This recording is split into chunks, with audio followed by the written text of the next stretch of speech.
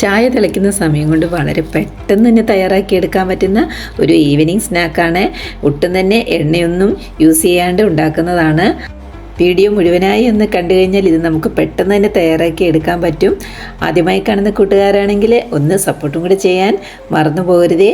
Anees കലവറയുടെ new വീഡിയോയിലേക്ക് വീണ്ടും സ്വാഗതം എല്ലാവർക്കും. അപ്പോൾ പെട്ടെന്ന് തന്നെ വീഡിയോയിലേക്ക് പോകാം.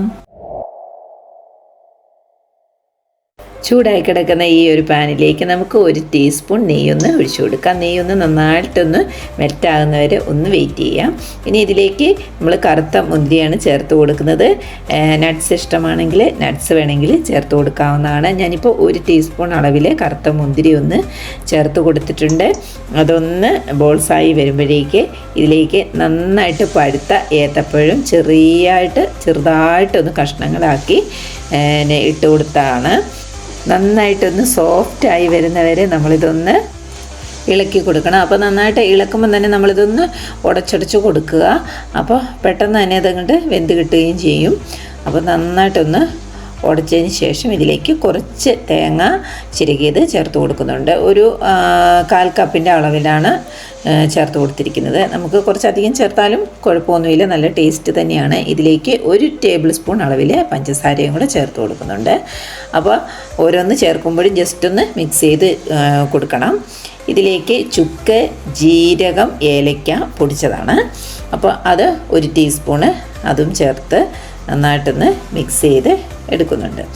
ഇനി ഇതിലേക്ക് നമ്മൾ ചേർത്ത് കൊടുക്കാൻ പോകുന്നത് 1/4 കപ്പിൻ്റെ അളവിൽ കുറച്ച് റവയാണ്. അപ്പോൾ റവ പഴവും കൂടെ നന്നായിട്ടൊന്ന് മിക്സ് ചെയ്യാം. അപ്പോൾ ഇനി റവയൊന്ന് വേകാനായിട്ട് നമ്മൾ ഇതിലേക്ക് ചേർത്ത് കൊടുക്കുന്നത് പാലാണ് കേട്ടോ. അപ്പോൾ നമുക്ക് 1/2 കപ്പ് അളവിൽ പാലും കൂടെ ഒഴിച്ചു കൊടുക്കാം. പാലൊഴിച്ചതിന് ശേഷം നന്നായിട്ടൊന്ന് മിക്സാക്കി ഇത് നന്നായിട്ട് പാലിലൊന്ന് വെന്ത് കിട്ടണം. അപ്പോൾ അത് നമ്മൾ ഇളക്കിക്കൊണ്ടേ ഇരിക്കുക. നന്നായിട്ടൊന്ന് കുറുകി വെന്ത് വരണം കേട്ടോ. അപ്പോൾ ഈ പാനിൽ നിന്ന് ഒന്ന് വിട്ട് വരുന്ന പരുവാകുമ്പോൾ നമുക്കിതൊന്ന് ഓഫ് ചെയ്ത് വേറൊരു പ്ലേറ്റിലേക്ക് മാറ്റാം കേട്ടോ. ഇപ്പോൾ ഏകദേശമൊക്കെ ആയിട്ടുണ്ട്.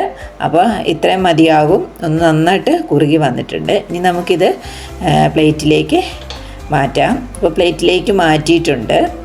ഇപ്പം നല്ല ചൂടാണ് കേട്ടോ. അപ്പോൾ നമ്മളൊരു ഇതുപോലെ ഒരു സ്പൂൺ വെച്ചിട്ട് ജസ്റ്റ് ഒന്ന് നന്നായിട്ടൊന്ന് ഇളക്കി കൊടുക്കുക. ഒരു 1/2 ടീസ്പൂണ് അളവിൽ നെയ്യും കൂടെ ചേർത്ത് കൊടുത്തിട്ടുണ്ട്. അപ്പോൾ ചൂടൊന്ന് മാറിയതിന് ശേഷം കയ്യിൽ നെയ്യൊന്ന് പുരട്ടിയിട്ട് നന്നായിട്ട് കൈ കൊണ്ട് ഇതേപോലെ ഒന്ന് മിക്സാക്കി എടുക്കുക. അതിനുശേഷം ഇതേപോലെ നമുക്ക് ഉരുട്ടിയെടുക്കാം. ചെറിയ ചെറിയ ബോൾസായിട്ട് ഉരുട്ടി എടുത്തിട്ട് നമ്മളിത് ഉണ്ണിയപ്പ ചട്ടിയിൽ ഇട്ടിട്ടാണ് ഒന്ന് ചെറിയ രീതിയിലൊന്ന് ഫ്രൈ ആക്കി എടുക്കുന്നത്.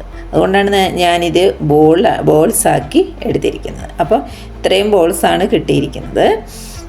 അതിനുശേഷം ഇവിടെ ഞാൻ ഒരു പാൻ വെച്ചിട്ടുണ്ട്. ഉണ്ണിയപ്പത്തിൻ്റെ പാനാണ് വെച്ചിരിക്കുന്നത്. അതിലേക്ക് കുറച്ച് നെയ്യ്, കുറച്ച് കൂടുതൽ നെയ്യൊന്നും വേണ്ട, നമുക്ക് കുറച്ച് നെയ്യ് മതി. അതൊന്ന് നന്നായിട്ട് ഇതിലേക്കൊന്ന് ഒഴിച്ചു കൊടുക്കുക. നെയ്യൊന്ന് മെൽറ്റായി വരുമ്പോൾ ഇത് ഓരോ ഉരുളകളും ഇതിനുള്ളിലേക്ക് വെച്ച് കൊടുക്കുക. അതിനുശേഷം നമ്മളിതിങ്ങനെ തിരിച്ചിങ്ങനെ ഇട്ടിട്ട് ഇതൊന്ന് ചെറിയ ഫ്രൈ ആക്കി എടുക്കുകയാണ് ചെയ്യുന്നത് കേട്ടോ.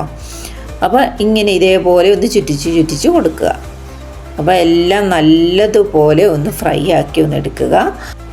അപ്പോൾ ഇതേപോലെ ഒന്ന് തിരിച്ചിട്ട് നന്നായിട്ട് ഫ്രൈ ആക്കി ഒന്ന് കെട്ടിയിട്ടുണ്ട്. ഇനി ഇതിലേക്ക് കുറച്ച് തേങ്ങാപ്പീര ചെറുതായിട്ടൊന്ന് ക്രഷ് ചെയ്ത് ഒന്ന് ചൂടാക്കി എടുത്ത് ഞാൻ മാറ്റി വെച്ചിരുന്നതാണ്. അതൊന്ന് സ്പ്രെഡ് ചെയ്ത് കൊടുത്തതിന് ശേഷം ഇതേപോലെ ഒന്നുകൂടെ ഒന്ന് ഉരുട്ടിയെടുക്കുക. അപ്പോൾ എല്ലാ ഭാഗത്തും ഇത് നന്നായിട്ടൊന്ന് പിടിച്ച് കിട്ടും. അപ്പോൾ നല്ല തേങ്ങയൊക്കെ കടിക്കാൻ വേണ്ടിയിട്ട് ഒരു ടേസ്റ്റുമാണ്. അതേപോലെ തന്നെ നല്ല ഭംഗിയാണ് ഇങ്ങനെ പറ്റി പിടിച്ചിരിക്കുന്നത് കാണാനായിട്ട്. അപ്പോൾ അതിഷ്ടമുള്ളവർക്ക് അങ്ങനെ ചെയ്യാം, അല്ലെങ്കിൽ അല്ലാത്ത രീതിയിൽ ഇത് റെഡിയാക്കി എടുത്താൽ മതി. അപ്പോൾ ഇതേപോലെ ഒന്ന് തയ്യാറാക്കി നോക്കുക, വളരെ ടേസ്റ്റാണ്. അപ്പോൾ വീഡിയോ ഇഷ്ടമായാൽ ലൈക്ക് ചെയ്യാനും കമൻറ്റ് ചെയ്യാനും സബ്സ്ക്രൈബ് ചെയ്യാനും ഷെയർ ചെയ്യാനും മറന്നു പോകരുതേ. അപ്പോൾ ഇതേപോലെയുള്ള റെസിപ്പിയായിട്ട് വീണ്ടും കാണാം. Thank you for watching. By.